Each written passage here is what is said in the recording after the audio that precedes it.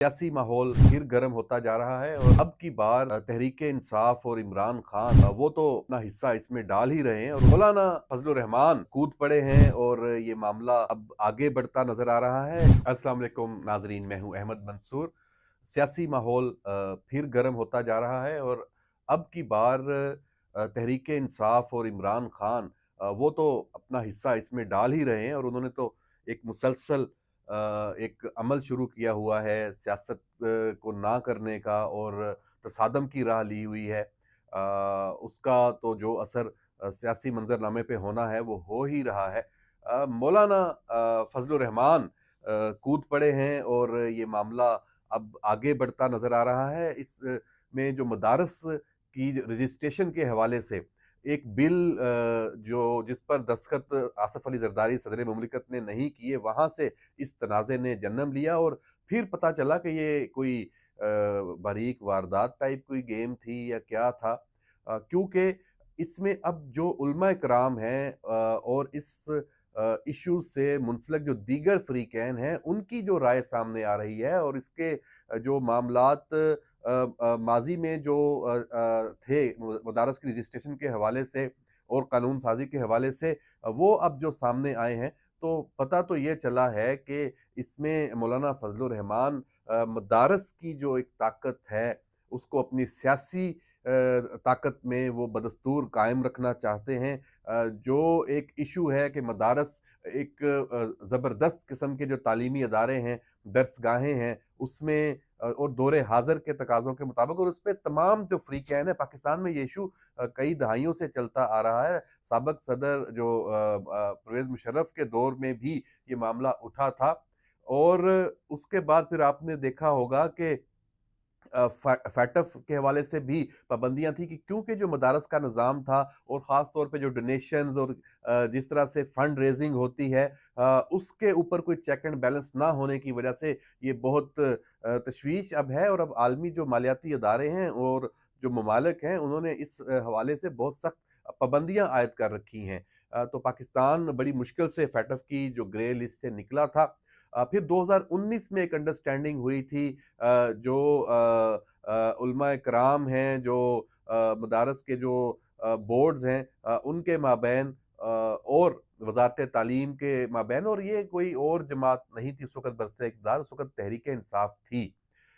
उसमें फैसला किया गया था कि जो नेशनल एक्शन प्लान के तहत जिस तरह से मदारस की रजिस्ट्रेशन का अमल भी होगा और उनको रेगुलराइज किया जाएगा, उस पे सब फरीक मुत्फिक थे।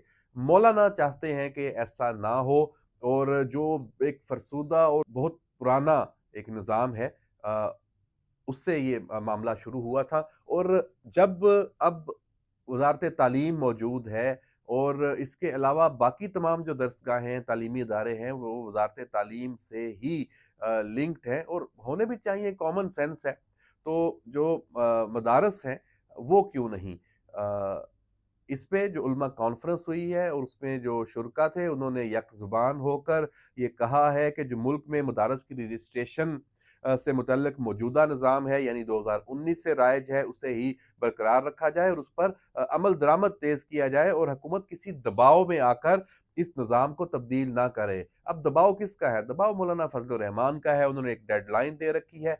यहाँ चूँकि ये मामला एक पेचीदा है और हुकूमत जो नहीं चाहेगी कि इस मामले को एक सियासी एक तसादम में वो तब्दील हो जाए, तो मौलाना को एंगेज करने के लिए कोशिशें शुरू हो चुकी हैं।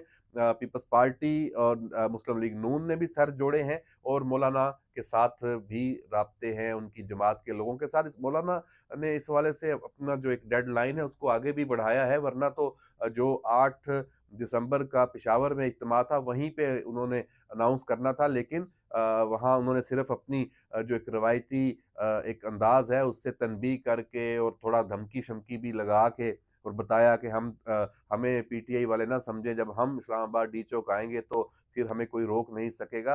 खबरदार किया और उनका सियासी स्टाइल यही है।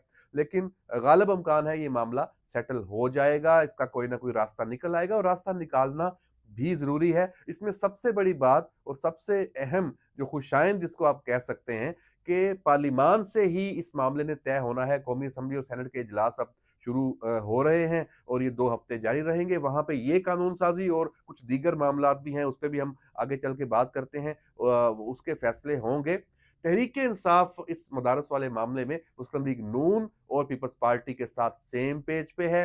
मौलाना के साथ खड़ी नहीं है। बैरिस्टर गौहर जो चेयरमैन पीटीआई हैं, उनका इस हवाले से कैटेगोरिकली एक बयान सामने आ चुका है। हाँ, अडयाला से कुछ नया सामने आ जाए तो कुछ कह नहीं सकते। क्योंकि इमरान खान को तो सूट करता है मौलाना का ये वाला रवैया जो हुकूमत वक्त के लिए एक धमकी आमेज रवैया है और उसको चैलेंज करने का एक रवैया है। और इमरान खान ने जो फाइनल कॉल दी है उसमें उन्होंने अतवार जो अगला अतवार है यानी कि समझे कि भी 6 दिन और उसमें बाकी हैं, उस तक वो ले गए हैं। और इस फाइनल कॉल का हम पहले भी जिक्र कर चुके हैं कि इस हवाले से उनकी अपनी पार्टी के अंदर बहुत ज़्यादा तशवीश पाई जाती है और उनके रहनुमा इमरान खान को समझाने की कोशिश भी कर रहे हैं। गो के ये एक बेसूद कोशिश है और गालबन इस कोशिश का अभी एक पहला जवाब मिल भी चुका है कि खान ने उन्हें कहा है कि भाई तुम सब चुप करो, जो मैंने कह दिया है वो कह दिया है और जिसको मेरा ये फैसला पसंद नहीं है वो छोड़ के चला जाए। उनका तो हमेशा से यही तरीका कार रहा है। अपनी जो कमांड है उस पे वो कॉम्प्रोमाइज़ नहीं करते। जो वो खुद कह दें, वो स्याह है, सफ़ेद है, दिन है, रात है, वो जो कह दें सबको मानना पड़ता है और अभी भी ऐसा ही होगा। इमरान खान ये डेडलाइन क्यों दे रहे हैं? आप अगर देखें तो इमरान खान ने माज़ी में जितनी भी डेडलाइन्स दी हैं या कोई एक्शन किया है, कोई एहतजाज की कॉल दी है, कोई पुरतशद्दुद जो माहौल है मुल्क में बनाने की कोशिश की है, तो उसके पीछे कोई ना कोई अहम वाक़या जुड़ा होता है। अभी ये जो कॉल है, इसके पीछे क्या वाक़या है? जनाब हम आपको खबर दे रहे हैं, इसके पीछे ये वाक़या है कि इमरान खान के पास मालूमात मौजूद हैं। उसे मालूम है कि अगले चंद दिनों में क्या होने वाला है। जी जनाब, चंद दिनों में फैज़ हमीद का जो कोर्ट मार्शल है, उस हवाले से फैसला मुतवक्को है। और जब आप फैज़ हमीद का जो कोर्ट मार्शल उसके फैसले की बात करते हैं, तो बराह रास्त इमरान खान की अपनी ज़ात उसके साथ मुंसलिक है। और जो फैज़ हमीद के खिलाफ तो जो कार्रवाई होगी, जो सज़ा सुनाई जाएगी, जो माहिरीन बता रहे हैं, जो चार्जेज़ हैं, जो एविडेंस सामने हैं उसमें, तो उसके साथ-साथ इमरान खान भी बहुत बुरी मुश्किल में आने वाला है और उसे पता है कि जो मेरी बाकी मुश्किलात हैं, उसमें सबसे बड़ी मुश्किल ये वाला कट्टा है जो ये खुल गया, तो और ये खुलने जा रहा है, ये उसे पता है। इसीलिए वो ये फाइनल कॉल ताकि वो अपने जो कारकुनान जो अभी तक उसकी बात के लिए हर सब कुछ करने पे तैयार हैं और ख़ास तौर पे खैबर पख्तूनख्वा से इमरान खान को अभी भी उम्मीद है कि जब ये मिलिट्री कोर्ट्स के हवाले से कोई इसमें पेशरफ्त होती है, ये मुकदमा कोई इसमें गद्दारी का, बगावत का कोई और संगीन दफ़ा भी लगती है और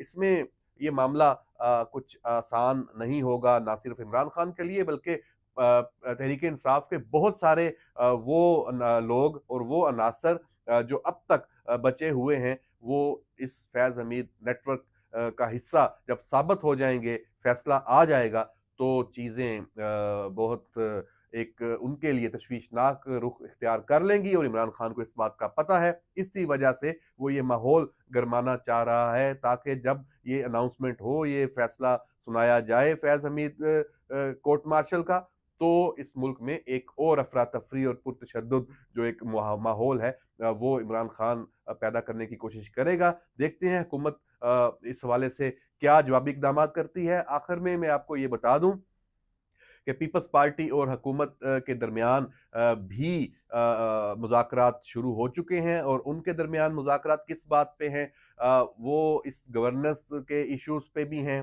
और जो पीपल्स पार्टी के तहफ़्फ़ुज़ात हैं, ख़दशात हैं कि नून लीग ने सबकी मदद के साथ तो हुकूमत पाई है, इक़्तिदार पाया है, लेकिन हमें वो भूल चुके हैं, ना हमारे काम हो रहे हैं और ना जो हमारे साथ वादे थे वो पूरे हो रहे हैं। ख़ास तौर पर पंजाब में खैबर पख्तूनख्वा में तो चलें उनकी हुकूमत नहीं है, तहरीक-ए-इंसाफ की है, वफ़ाक और पंजाब में ख़ास तौर पे। तो ये जो इश्यूज़ हैं ये पॉलिटिकली ये पीपल्स पार्टी के लिए बहुत अहम है और नून लीग इसहाक डार लीड कर रहे हैं और पीपल्स पार्टी की तरफ से तो बिलावल ने पूरी एक कमेटी बना रखी है। तो उनका इजलास है और अब कौमी असम्बली का इजलास होना है कल, तो जब आप देख रहे होंगे तो उस वक़्त आप समझ लेंगे कि आज ये इजलास होना है, तो उसमें भी पेशरफ़्त एक तो मदारस के कानून के हवाले से, दूसरा तहरीक-ए-इंसाफ के मुस्तकबिल के हवाले से।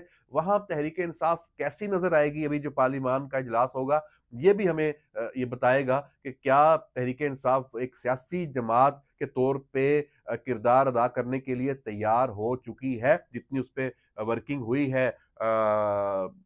कुछ मार के समझाया गया, कुछ प्यार से समझाया गया, तो देखते हैं उसका कुछ असर होता है या नहीं। तो ये तहरीक-ए-इंसाफ के मुस्तकबिल का भी फैसला इसी इजलास में से ही निकलेगा पार्लिमान से। तो देखते हैं, ये अगले 2 हफ्ते बड़े अहम होने जा रहे हैं, पार्लिमान से खबरें आएँगी और सुप्रीम कोर्ट में जो डेवलपमेंट्स चल रही हैं, वहाँ से तो अभी सूरत-ए-हाल हुकूमत के लिए बिल्कुल ही इत्मीनान बख्श है। जो एक 25 अक्टूबर से पहले वाली सूरत-ए-हाल थी, वो नहीं है। तो देखते हैं कि आगे क्या होता है। इजाज़त दीजिए, अल्लाह हाफ़िज़।